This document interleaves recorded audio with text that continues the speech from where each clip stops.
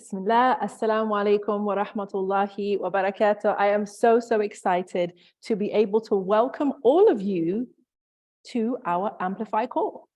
Amplify is the author mastermind that I and my team and I run, especially for authors of all genres, fiction, non-fiction, and children's books and poetry and memoir, who want to build their author brand and want to learn more about how to be a successful author.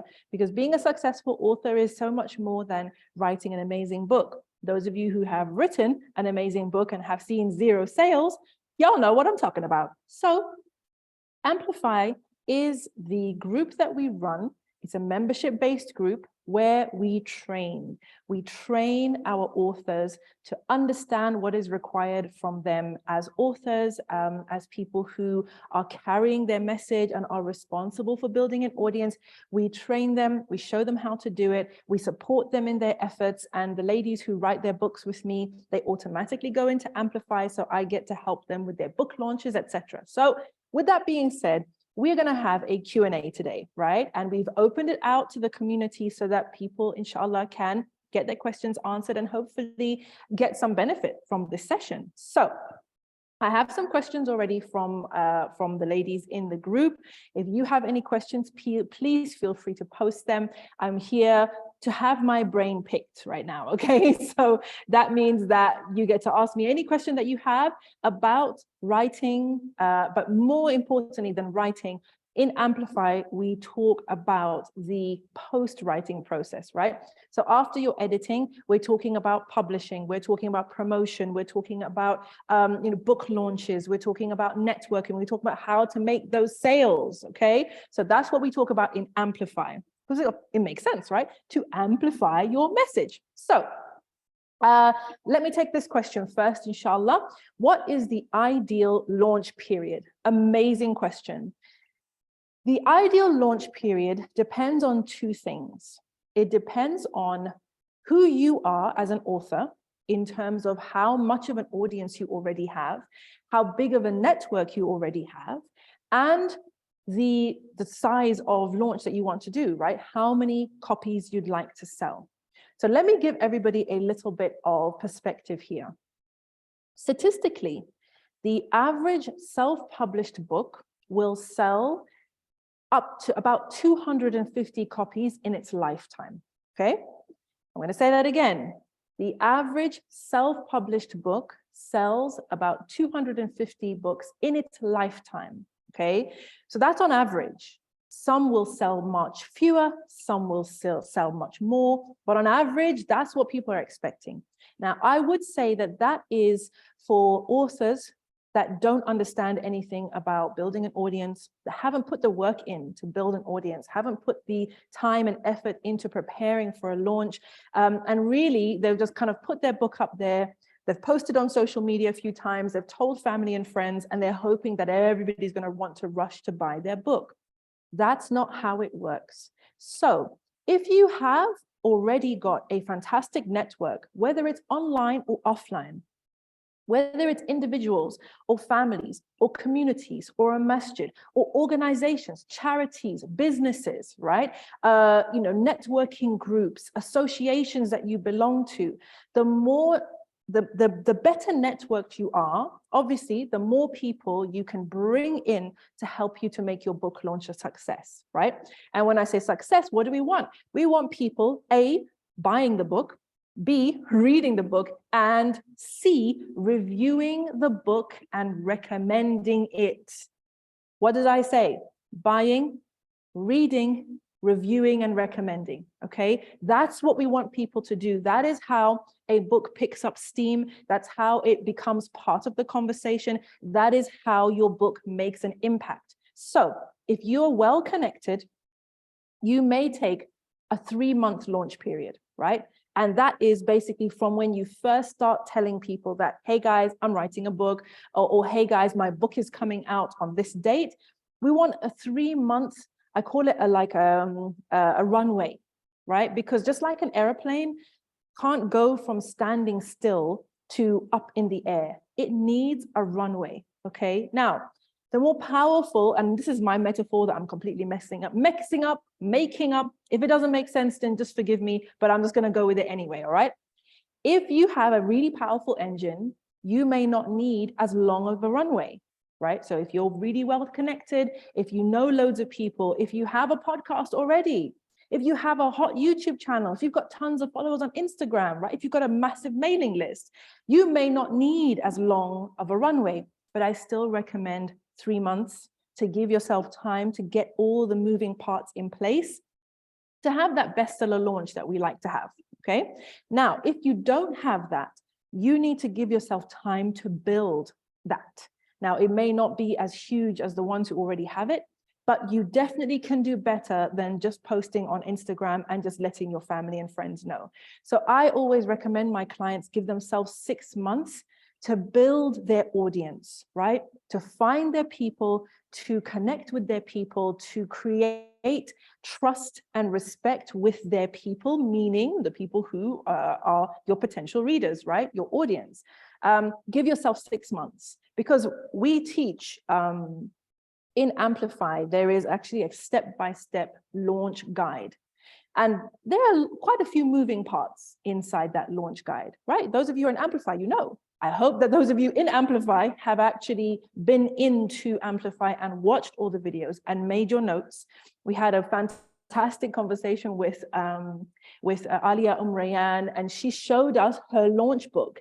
And it was literally a notebook full of her notes that she took when she watched the Amplify videos, the work sheets that we gave in Amplify, the exercises that we give you to do in Amplify. She had literally a whole notebook full of her plans for her launch. And mashallah, tabarakallah, she had a fantastically successful launch. Amazon bestseller right away. And after, I think a week or two after, it was on the Sunday Times bestseller list. So this stuff works, but you need to give yourself time. So the quick answer to your question, which is an amazing question, was 3 months if you're already really well networked, 6 months if you're more or less building from a small base and need some time to be able to build up your network. And what is a network? A network is people who are your potential buyers, okay, your potential readers, or people who know your potential readers, right?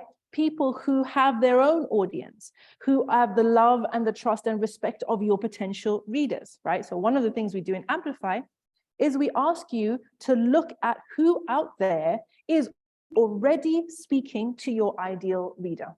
Who is already speaking to them? Who is already serving them, right? Who is already connected with them? Who is currently talking about what your book is about? Can we link up? Can we have something for mutual benefit?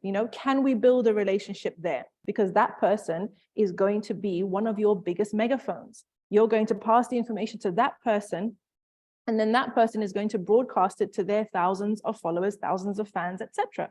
Okay, so that's my answer to the question about how long should you give yourself pre-launch. Okay, now one of the things that we teach in Amplify is the pre-launch offer.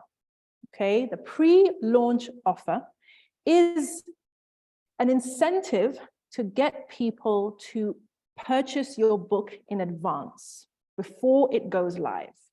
Okay? I'll say that again if you're taking notes, which I hope you are, because there's a lot. The pre-launch offer is an incentive incentive that you offer to get people to purchase your book in advance. Okay, now the pre-launch offer, guys, it needs to be juicy. Okay, it needs to be a good offer. It's not really best practice to simply ask people, pre-order my book, guys, right? What are you offering them as a thank you for ordering in advance? So within the program, you guys, if you've been through this part of the program, you'll see how we build out our pre-launch offers. And it basically needs to be an irresistible offer. Either that you've severely discounted the book, you can do that. You'll see that people will sometimes put their book for, £0 or $0 on Kindle. But slightly better than that is to offer more value, right? Can you offer a, an audio version, for example, of your book, or, a bonus chapter? Can you offer a course that goes along with your book, that when they pre-order, they get that? Can they get exclusive access to you? Can they have an exclusive launch event with you and your people, right? How can you make pre-ordering the book a no-brainer? Offers that go away once the book is launched. Goods that, or services that are of tangible value, right? This is actually really good. So for example, you have a book that's going out about marketing to Muslims. For example, one of my clients recently launched a book on marketing to Muslims. And as a pre-launch, the author was, we were talking about offering his course, right? His course is on marketing. And when you pre-order the book, you get priority access to the course, right? Free of charge. Of course, people are like, oh my goodness, all I have to do is order this book to get onto the course. Yeah, I'm doing that. So you want to be thinking of the pre-launch period to build your audience, but also to get people pre-ordering. And when we say pre-ordering, we mean on Amazon, where they will put their order in. And then the day that the book goes live, all those pre-orders are then fulfilled. And your book's going to go up in the charts because you already had 15, 20, 30, 50, 100 people already had basically opted in for your book. So that's how you get up onto the hot new releases on Amazon, how you get to the bestseller list on Amazon, okay? So that is the answer on the pre-orders, right? And the pre-launch. Now, one of our clients, Sis, you asked how long before launch should we run the pre-order offer? And I think, again, this does depend on your audience size, okay? I would give it a month. I would give it a month of like pushing, basically, but only do that once you've done the work to build your audience. And please don't rush to publish, guys, okay? Please don't rush to publish. It's not worth it. Right? If your illustrations are not done yet, if you're looking at a picture book and you don't have a front cover, you're not ready to start offering a pre-order, to putting a pre-order page up. You're just not ready for that, okay? So just take your time, pace yourself. Everyone is running their own race, okay? So look at where you are in the process and look at how long you'll need to build a decent sized network, and then look at working out how long you're going to do in pre-launch and then plan your launch date accordingly. Okay, I hope that's helpful, inshallah. Definitely you need a front cover if you're doing a picture book, because you can't advertise something that people can't see. No one is going to do anything and no one's going to take action. Fantastic question that came in. What incentives can we offer for a children's book? Well, thinking outside the box, a few easy options is like coloring pages, or like a coloring book made from the illustrations in your book. And there's lots of illustrators that will happily do that. Sister Sajida, who does the children's book course with me, she's done that for most of her books. So coloring pages, an extra like a 3-part video series for parents, maybe like a reading, or a nicely made video, for example. These are some of the things that you could potentially offer. Children's books, Yani, is not as like hard to explain. It's the pre-ordering on children's books is more getting people excited about the book and then just encouraging them to order before the launch date, because on the launch date something is happening and maybe they're going to be involved or their kids are going to be involved, etc. Okay, so I hope that answers that question, inshallah. Right, next question I have is, should my audiobook be the full thing or a juicy excerpt? If you're looking at a children's book, I would offer the audio as like the full thing, because children's books are very short. They're going to be about 1,000 words or less. And I think it's worth having the full thing. And you can have that as a video where they're going through the illustrations with your voice on top. And I think that's what works well for kids. Okay, that's much better to do that for kids than just the audio, because unless it's going to be on Audible or something like that. But kids are not really just listening nowadays. They like to listen and watch. Fantastic question here. Can we offer bundle offers? You absolutely can, as long as you are able to deliver.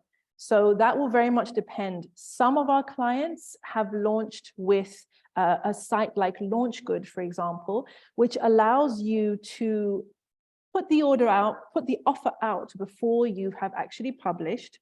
And you can offer people incentives at different stages. So they can order one book and they get a thank you, right? I'm sure you guys are all familiar with how LaunchGood works.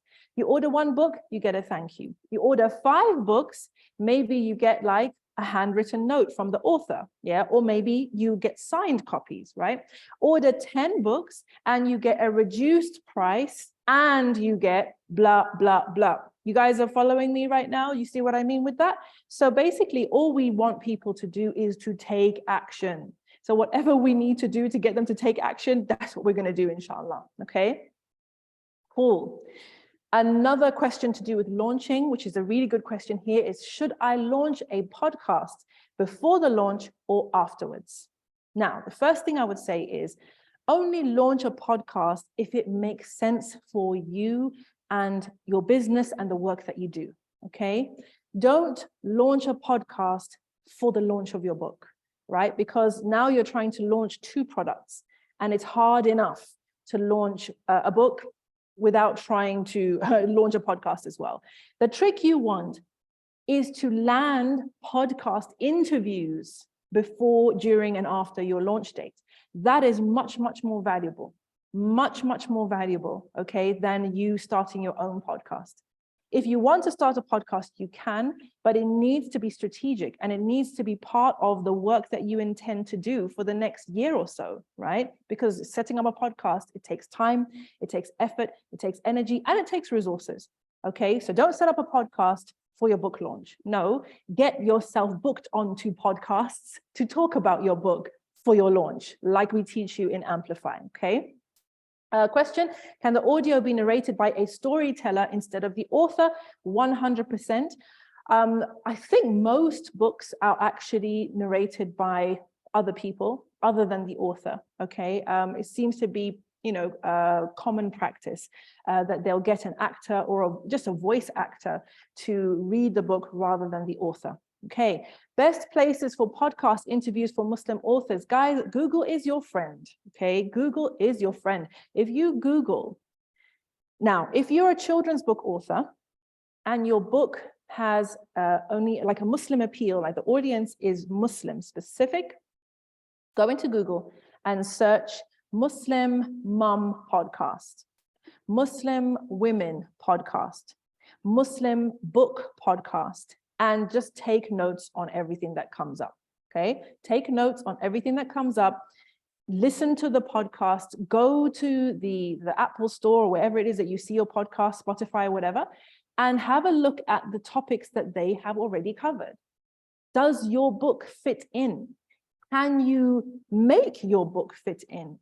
Can you make your book relevant in some way to this podcast and to their audience? A lot of the time you can. Sometimes you can't, but all you care about is, look, am I going to be in front of my ideal readers or not? And if I am, then I want to go there. I want to be there, okay? Fantastic question here. Can I ask my audience whether they prefer a 3-book bundle offer or a discount code for pre-launch? You can ask them while you're still in the planning stages, of course you can, but ask them well in advance so that you can make your decision and set everything up with whichever option you decide to go for, okay? Don't ask them as part of your launch, if that makes sense. And don't give them too many options, guys. Yeah, don't give people too many options when you're asking them to buy something. You want the yes to be easy. The yes needs to be so easy. It needs to be an absolute no-brainer. You don't want people on your page saying, oh, which one should I go for? Should I go for this one or that option? Or will that one be better? No. Make it super easy, okay? Super, super easy to say yes. All right. What's another question? Okay, so I have got a question here from one of our dear sisters in Amplify. And if you're interested in joining Amplify and you're listening back to this, please just send us a message with Amplify in the DMs or via email. We'd love to give you more information about it. But one of my sisters in Amplify has talked about her lead magnet not converting and whether she should start a new one. Now, for those of you who are new around here, a lead magnet is something that you produce that is an incentive for people to give you their email address, okay? We take lead magnets all the time. Has anybody ever downloaded a free ebook or downloaded a free worksheet or signed up for a free summit or signed up for a free bonus download, right?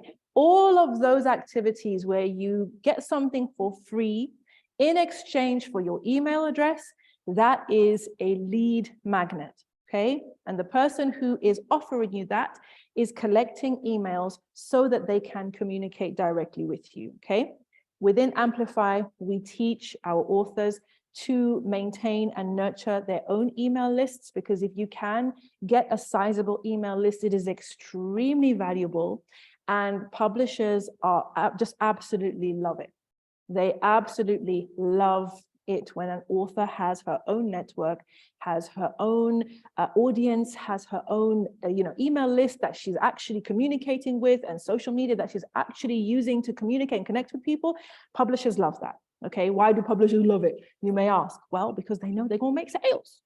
They know that now they've got like a pool of people who are already your people that they can tap into in order to sell more copies of the book. Okay, so this sister who messaged, she has an ebook. I'm so sorry, my niqab is really annoying me. This sister, mashallah, she has an ebook at the moment that is not converting. So for those of you, again, who are new around here, a lead magnet that doesn't convert is one that people do not end up downloading, meaning they may see your ad, they may see your caption, they may see your story, they don't click on it, and sometimes when they do click on it, they will not give you their email address, right? And they don't end up downloading your lead magnet. So when we say that a lead magnet is not converting, we need to dissect at which point is it not converting, okay? Is it that people are not even clicking to go to the page? That is a problem of marketing on the front end, okay? That means that maybe your lead magnet is got a boring name or the way you've explained it, people think, I don't need that. Or your lead magnet is not suitable for your audience, okay? It's not what they need. It's not what they want. And so they're not clicking through. So that's at the front end. Now, a lead magnet could be getting clicks, like people can be clicking to go to the page where the lead magnet is, but that can end up not putting their email details in.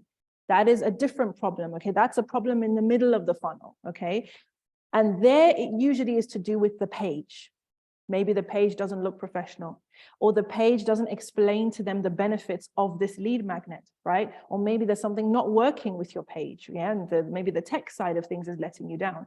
So first thing is to diagnose where are people dropping off? And another question, another issue as well is, if not enough people are seeing your ad for your lead magnet, if not enough people are seeing your posts, not enough people are seeing your stories, not enough people are even seeing that link, then you have another problem there. So how do we deal with this problem? And it's tough because the algorithm, the algorithm is doing what it do, you know what I'm saying? So sometimes it can be very, very difficult to get visibility.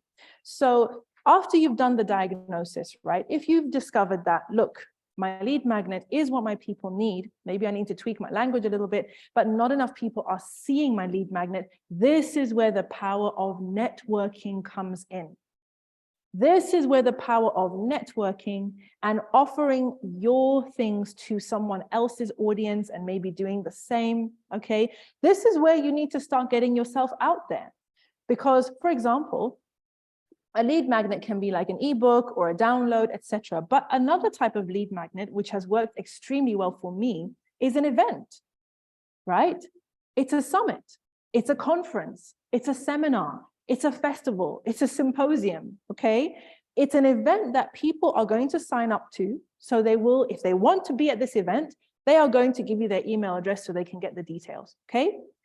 You've got a lead magnet, mashallah. And of course, if you want them to have this ebook, then you can always send them the ebook once they've signed up for the event.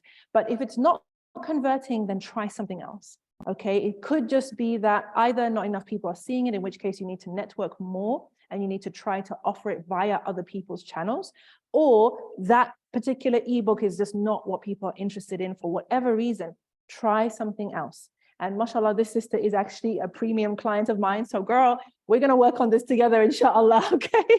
So that we can make sure that you are actually building your list, inshallah. So not to worry about that. Have I answered all the questions? No. A nice question came through here. How do we deal with backlash after our book has come out?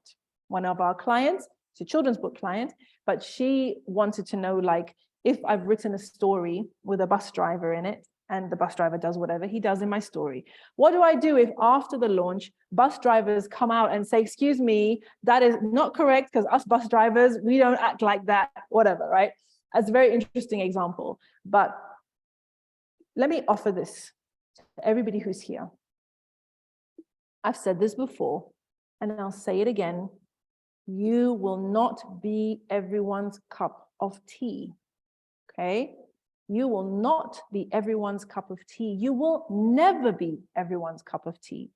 Even the most so-called popular people in the whole entire world have detractors, have people who criticize them, who don't agree with them, who hate them, right? That's a fact of life. So don't ever have the intention to please everyone. You can't, right? As Muslims, our first goal should be to please Allah.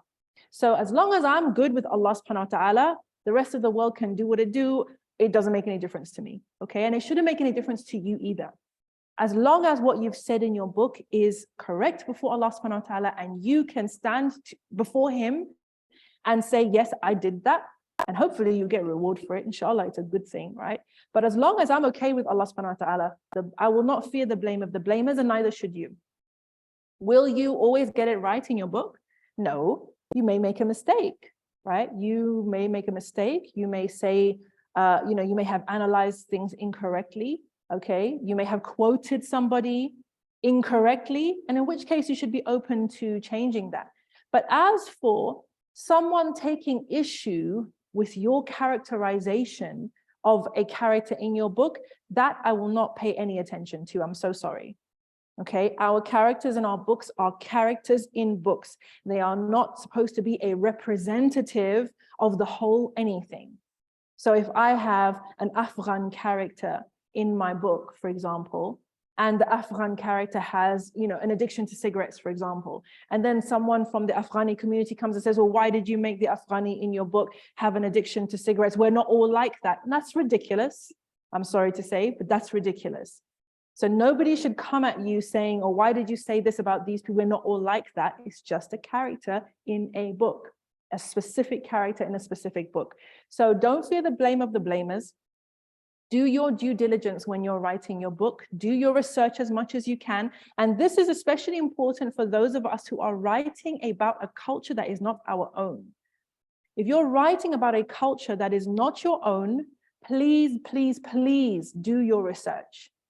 Okay, that's where you can really get yourself into trouble and end up just annoying a whole community while you are actually trying to do something good. Okay, that's really important. I don't know who needs to hear that right now, but that's really important. If you're writing about a group of people, whether it's an ethnic group or, an interest-based group or a national group or whatever, that is not your own people, that you don't have direct knowledge of, be sure to do your research.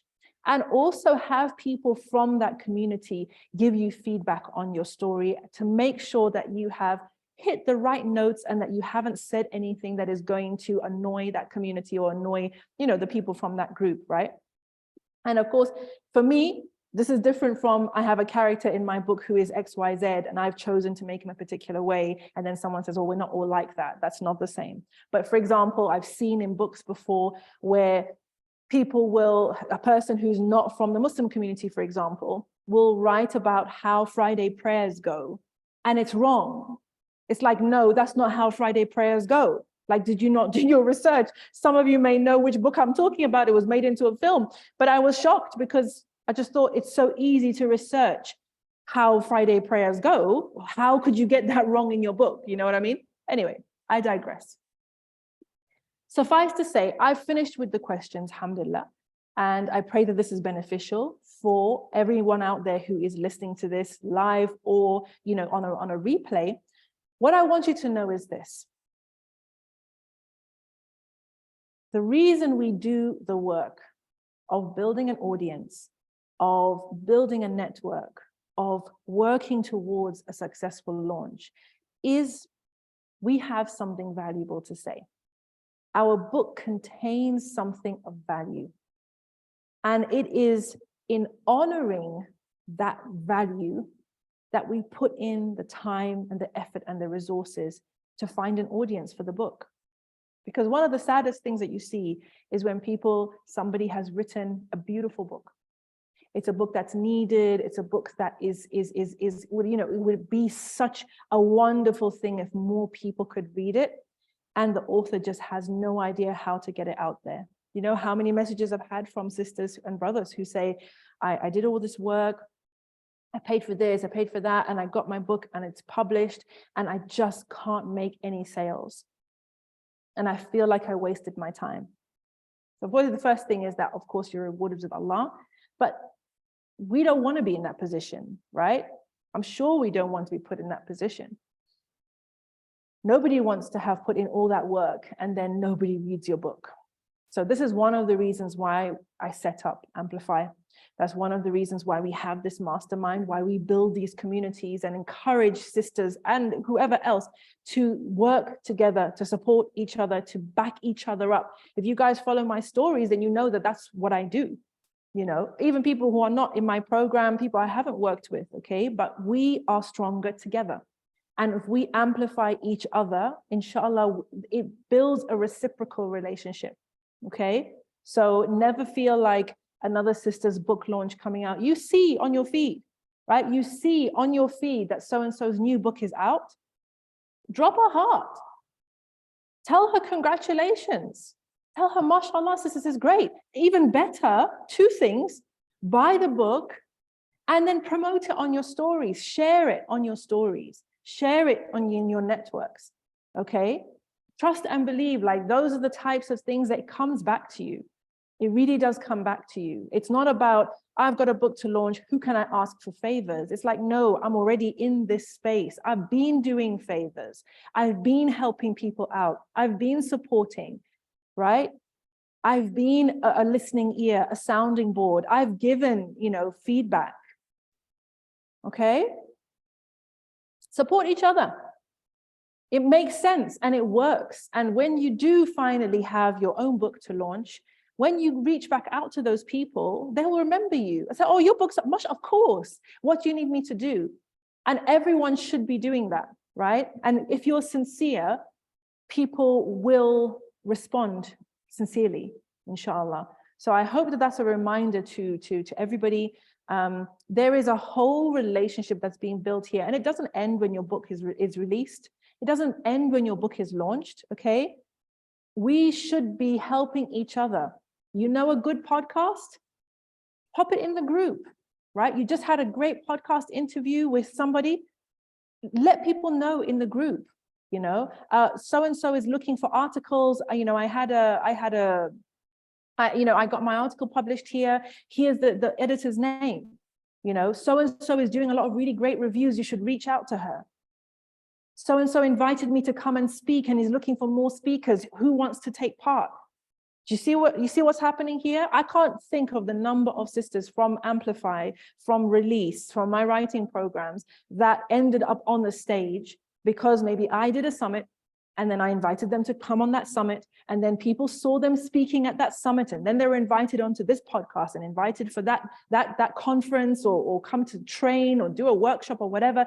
That's how we amplify our own voices and amplify each other, inshallah.